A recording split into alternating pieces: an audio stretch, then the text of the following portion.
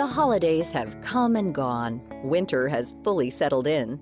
For many Americans in colder climates, this time of year with its shorter days and persistent grays can start to feel a bit grim. The winter blues are here, and sadly, they're here to stay for several more weeks. While some people don't seem to mind this change in seasons, for others, it can have a big impact on mental health. This shift is commonly referred to as seasonal affective disorder or seasonal depression. It really looks a lot like regular depression, meaning someone may feel a sense of low motivation, maybe a little sadness and withdrawal. You might notice changes physically like feeling more fatigued or appetite changes.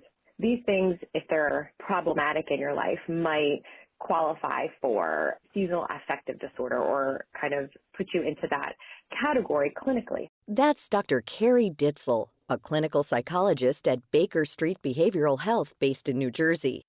Ditzel says that the term winter blues falls under the same umbrella as seasonal affective disorder, but is merely a milder version. Winter blues is something many people experience, and it's sort of the lesser version. It's maybe not as intense and it doesn't cause, huge problems in your life, but it definitely takes a toll on us. And sometimes you don't even recognize that that's what's happening. We just feel a little blue, feel a little down during this time. Add on top of this the worsening pandemic with the emergence of the highly contagious Omicron variant. The worrisome headlines mixed with the gloomy weather can no doubt add to the sadness and stress that's already in the air. The impact of the pandemic is really affecting so many people. And I would say at our practice at Baker Street, we are seeing this really regularly in people that maybe otherwise would have coped and gotten through the winter months, maybe just had some winter blues and that maybe not even noticed. But this year, because we are all under chronic stress, the pandemic causes chronic stress and it's been here for a while. So again, our coping skills, the things that maybe we used to do to lift our moods and just to keep us going, maybe we still don't have access to. All of these compounding issues may make people more susceptible to developing seasonal affective disorder this year. The diagnosis is more common than you may think.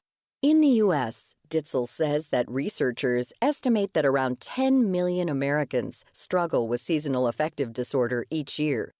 And for the winter blues, this number is even higher, though it's a wide spectrum of severity. We all live on a spectrum. We all get a little down here and there. We might all get a little anxious here and there. That's the human experience. Looking at the general population, are there any factors that make people more likely to develop seasonal affective disorder than others? Ditzel says that location is, of course, a big influence. People living in the northern parts of the U.S. are outside less in the colder months and get less daylight. Another factor is past health history. If you have a predisposition to mental health issues, like you've already had an episode of depression in your life, or you do struggle with depression, you may feel it exacerbate during this time of year. So if you're recognizing that you're feeling more sluggish, tired, unmotivated, or depressed, how can you start to turn things around? Ditzel says begin by paying more attention to your physical wellness and surrounding environment. So physically, make sure, you're moving, and I'm not saying you suddenly start some crazy fitness routine, but just make sure you're moving and not too sedentary. Sometimes in the winter, we're not as active.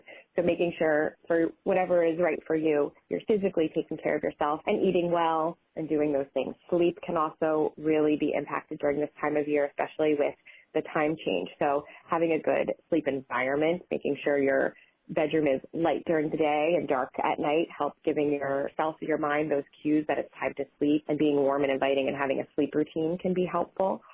I also like to look at our environment and our home. I say lighten and brighten during this time of year, where otherwise we might want to just kind of hole up and be in a little bit of a cozy hole. It can still be cozy, but the light and the brighten can help. So I also do a winter clean instead of a spring clean, and that kind of helps us mentally too. It helps us feel good and accomplished and feel good when we look around our space. Another resource that's used to help treat seasonal affective disorder is light therapy.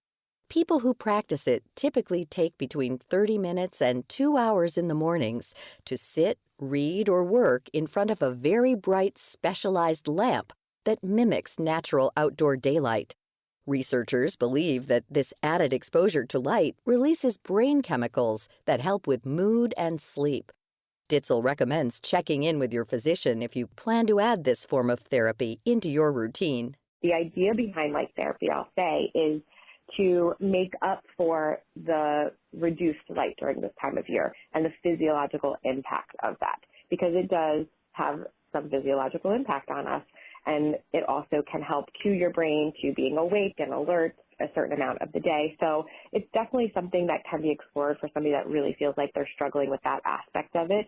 In addition to physical wellness, also take note of general thought patterns. How are you emotionally? Are you feeling burnt out or generally overwhelmed? Just being honest with our own self about how we're doing, maybe investing a little bit in this new year to think about our own emotional wellness and what our needs are. And with this year especially, we might be taking care of a lot of other people or other people's needs, making sure you're taking care of your own needs too. If you're consistently struggling, Ditzel says that speaking to a trained psychologist or psychiatrist can add in another layer of support and lead to some more answers. If you are noticing major changes in your physical health, major changes in your sleep, major changes in your appetite, if you're having trouble doing your daily activities, whatever they may be, if you're not getting up and keeping your routine, if you're maybe not going to work some days or school, those kinds of things are those outward signs that whatever might be going on inside with you is more impacting your life. And that would be the sign to, seek some professional help. To find out more about seasonal affective disorder and our guest, Dr. Carrie Ditzel, visit viewpointsradio.org. This segment was written and produced by Amira Zaveri, studio production by Jason Dickey. I'm Marty Peterson. Coming up next week. They aren't necessarily the flashy chef or the adorable farmer. These are people who are doing things like making pallets, packing food, driving trucks. Exploring the many roles that keep the U.S. food system churning.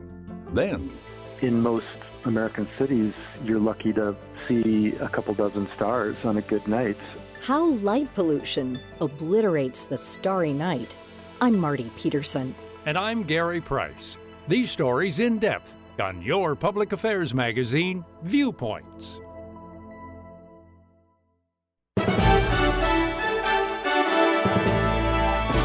And that's Viewpoints for this week.